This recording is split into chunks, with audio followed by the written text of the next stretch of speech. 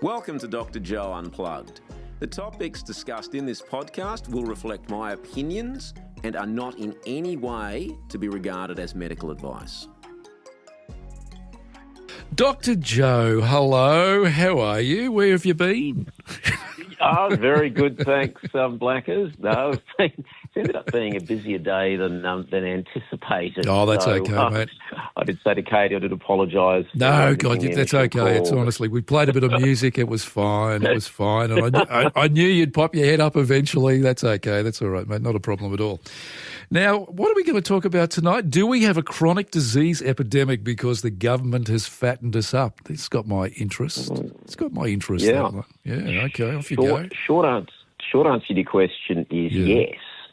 And it is really, and people will do a double take and say, look, surely that can't be the case. And no, the government doesn't come around and sit you down and get a spoon and put, force food feed into you. your mouth. So, no.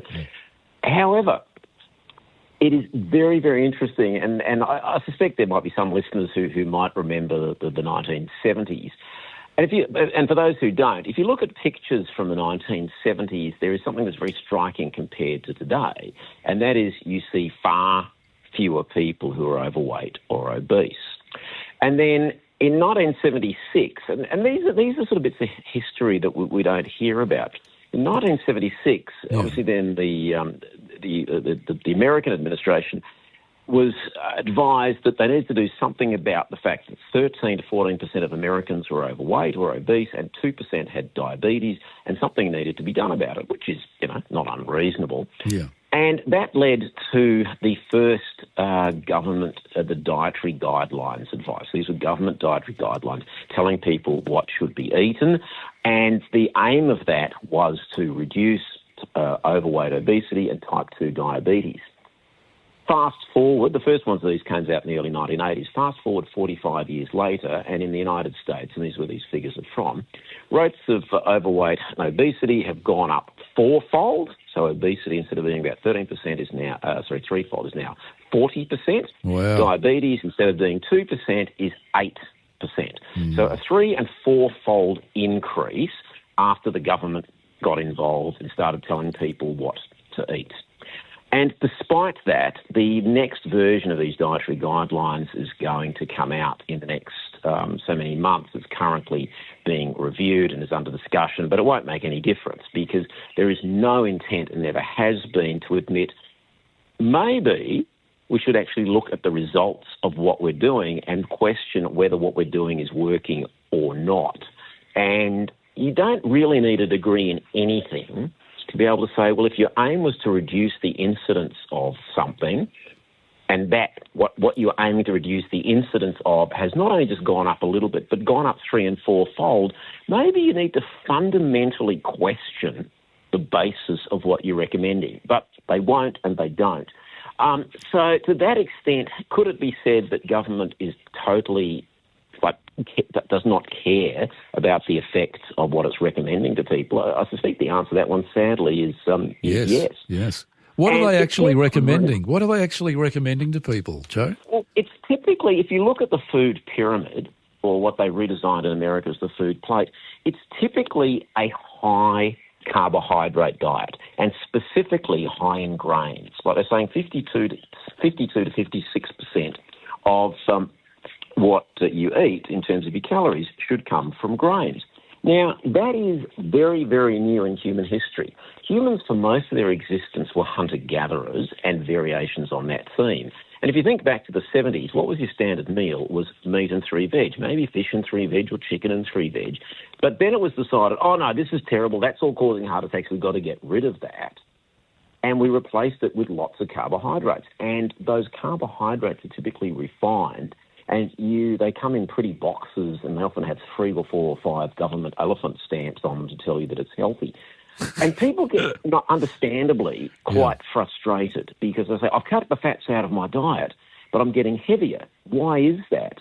Well, the body doesn't store sugar. It doesn't store glucose or carbohydrate. It stores it as fat.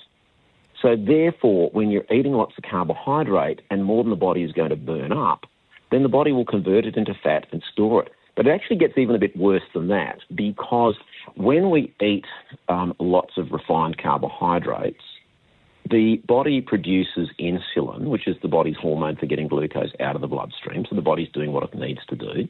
And insulin is the fat storage hormone. So people have had their, breakfast cereal and toast, and this is what they've been told to do. Don't have bacon and eggs, have cereals and toast.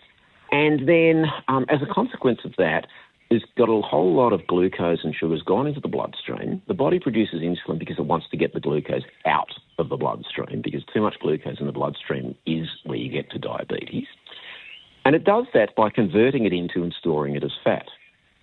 And then your body is effectively tipped into fat storage rather than fat burning mode. So you trot off to the gym or do some form of exercise, and you're trying to lose weight while your body is in fat storage rather than fat burning mode. Right. And it's not as if the science and the data and the evidence isn't in. Low carb diets, and whether they are keto or paleo or Banting or South Beach, there are a whole myriad of these low carbohydrate diets. Some of them have actually been shown in clinical trials to put type 2 diabetes, and I really want to separate type 2 from type 1. Type 1 is generally a genetic condition where your body doesn't produce insulin, and really that's not influenced to any great degree. It's not influenced by diet. It's not caused by any lifestyle factors. Your body isn't producing the hormone. But the explosion in diabetes has been type 2, which is very, very... And so there is a genetic component, but it is much, much, much more a lifestyle-related condition, and it's strongly associated with high carbohydrate diets and being overweight or obese. All those things go together. You can have one without the other, but they largely go together. And, you know, again, the proverbial visitor from Mars who would come and have a look at the charts and say, well, hang on, since 1980, there have been these significant increases in these conditions, which you've said what you're doing is designed to decrease. Could you stop and pause and maybe reflect that what you're doing isn't working? And by the way, there's this other data that's been done here that shows that what you're telling people not to do, which is essentially cut down on the carbohydrates, that is the exact desired effect of what you said you've wanted to do. So why all this happens is, you know, a good question, and historians of the future may well delve into it and find the reasons. Interestingly, Blackers, and this may be a little bit controversial, but why not? RFK Jr., if he gets the nod and confirmation as health secretary in the United States, everybody raves on about what he's saying about vaccines, but what he's also very, very interested in is the food chain in America. Yeah, I've heard that. Yes, I've heard that. Yeah, and his reason for that. Yeah, and his reason for that is he's saying we do have a chronic disease epidemic, and conditions, like type 2 diabetes, heart disease, stroke, a number of forms of cancer do have a variably small to significant lifestyle component. And in terms of that, a reasonable component is our diets. And it's not just the carbohydrates, it's the additives, the preservatives, the chemicals, the pesticides, and even perhaps some of the microplastics. And if you look at RFKJ, for a guy who's knocking on the door of 70, he doesn't look too bad. And he's had his own demons and problems. So, people get very, concerned about his views on vaccinations. But his biggest issue is actually chronic disease, and in turn, the food chain and the dietary guidelines and the influence of, I suppose, what might be called big food and big ag in terms of policy settings, and their influence in turn on dietary guidelines. Now, here in Australia, we don't tend to often be very original when it comes to this. So we claim we do our own thing, but really we just follow America and these trends. So our figures are not as bad as America in terms of overweight, obesity and type 2. But, if you look at international data, we're usually in the top 5, so that's not really good. And for the exact same reason. our public health boffins and dietetic associations have also just tugged the forelock effectively to what the Americans have done and said, well, they must know what they're doing, so we'll just do the same. And I'll say they do their own research, but I'm not totally convinced. So there will be a shake-up. And if Kennedy manages to shake up the thinking in America, then we may well fall into line in due course. Right, but the good news is that we don't have to wait for any of that. And it's the beginning of the year, and people who are thinking, well, what can I do to improve my health?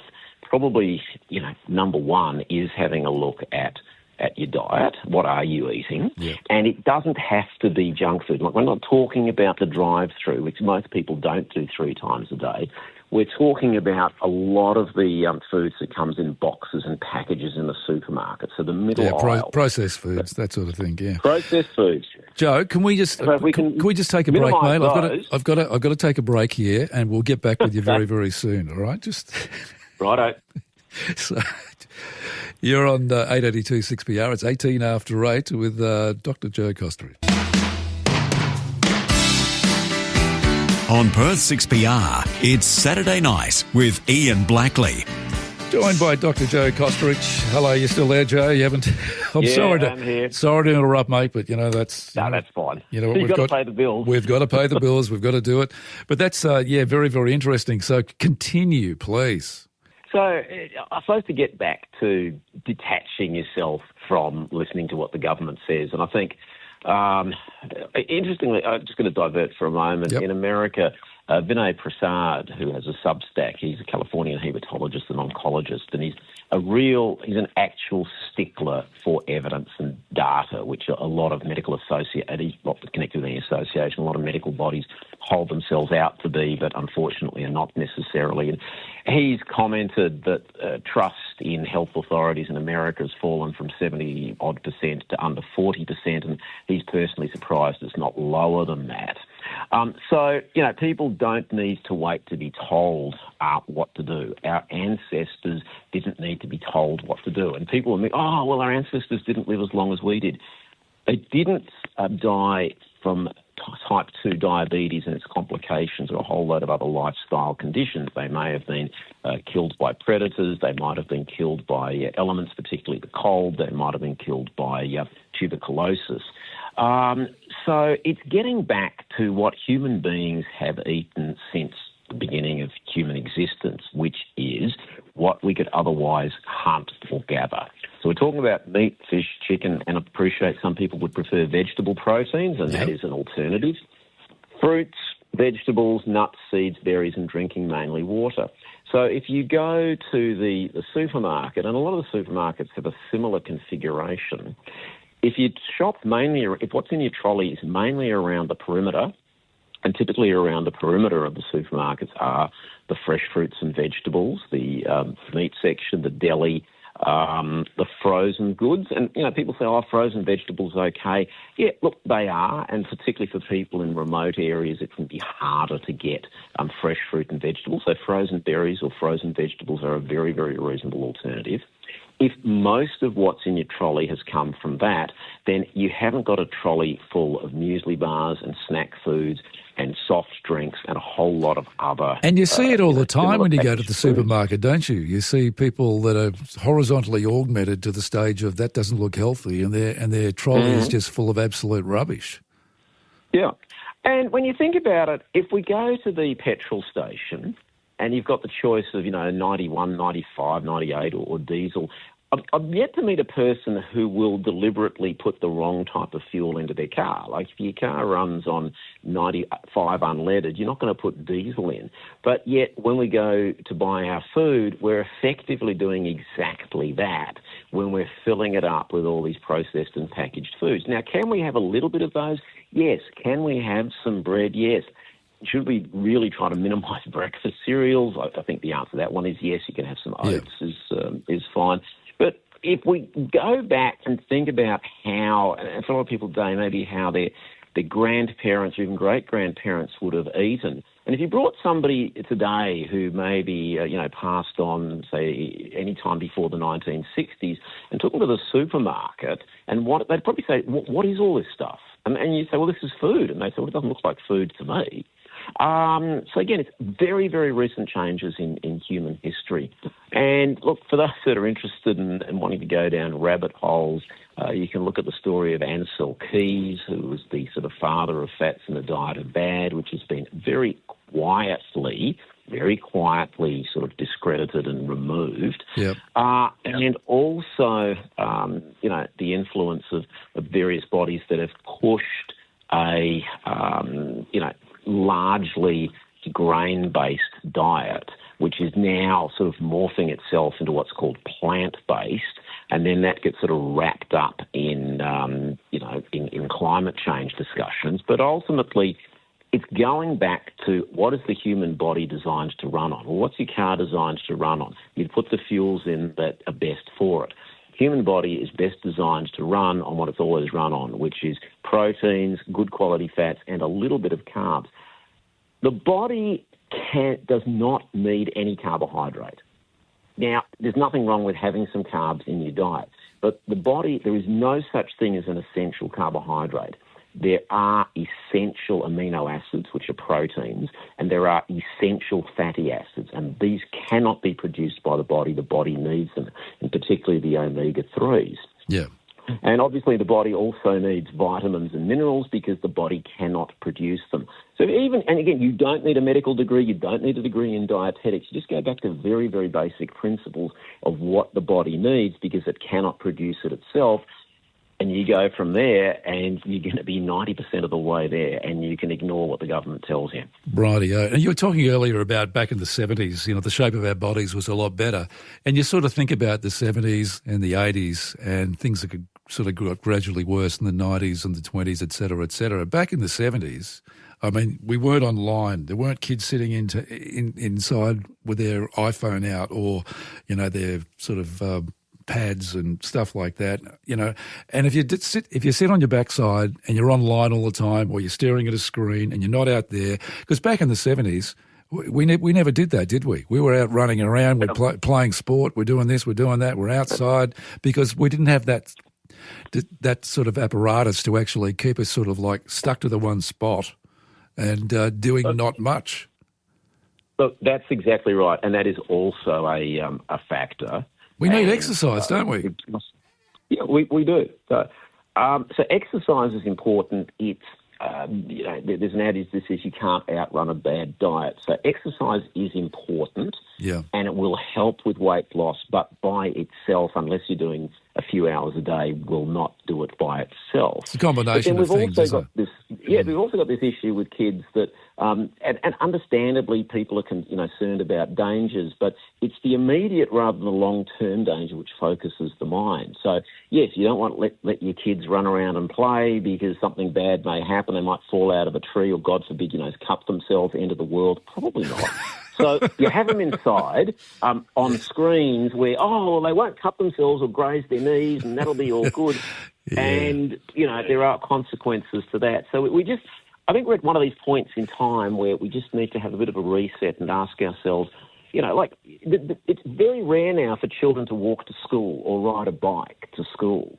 And I'm not saying we can go back to the 70s, but somewhere between that and where we are now with what's sometimes called helicopter parenting. I was just about to say that. It's the growth and the boom of the helicopter parent, really. Yeah. So we need to sort of pivot back to something that says, yes, children need to be more active.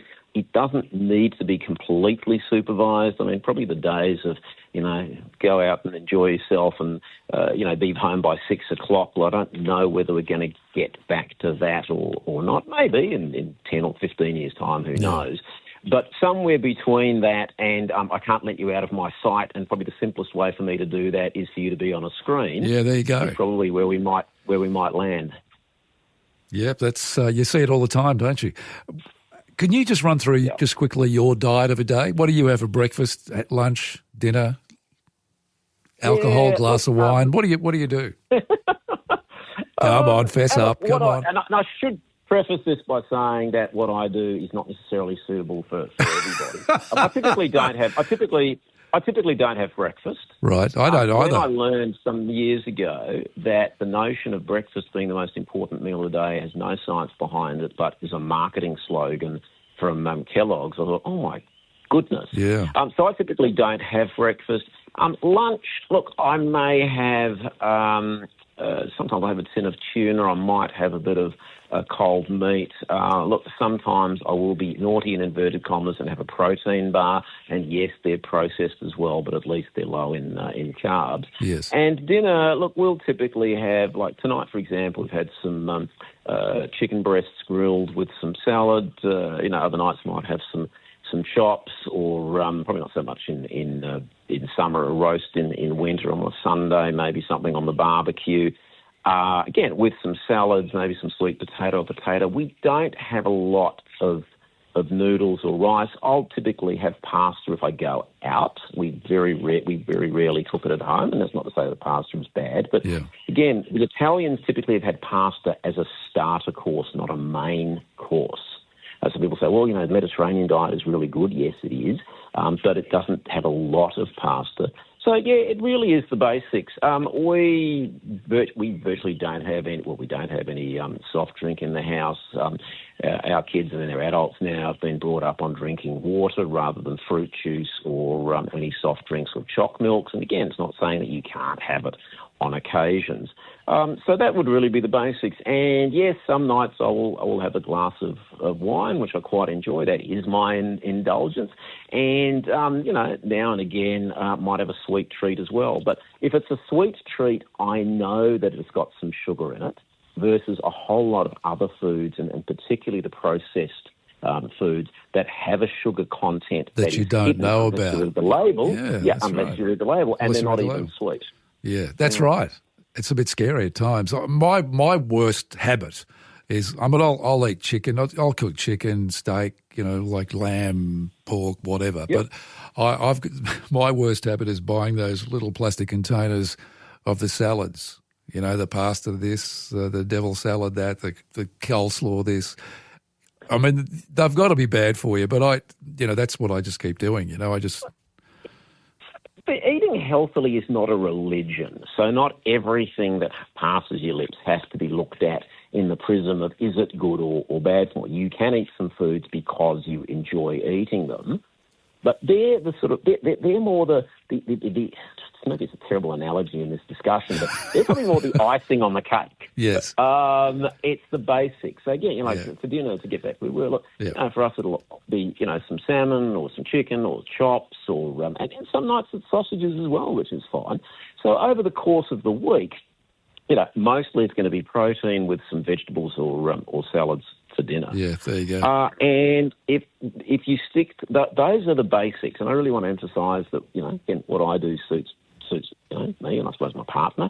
That doesn't mean that particular configuration suits everybody. And some people do get hungry in the morning, and those people do need to have some breakfast. And for them, if I was going to make any suggestion, it would be some eggs, maybe with a bit of sautéed mushroom or spinach, or some bacon or sausage if you want to do that.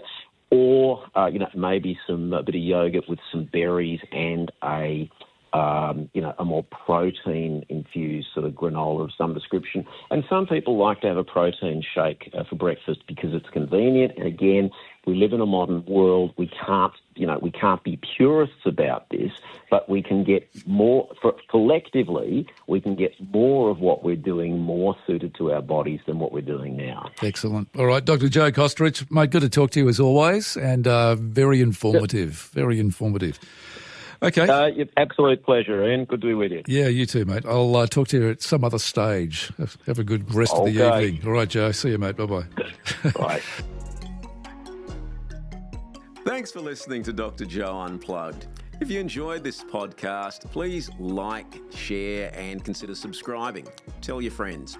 If there are topics you'd like to see covered, be in touch through the chat or email info@drjoe.net.au.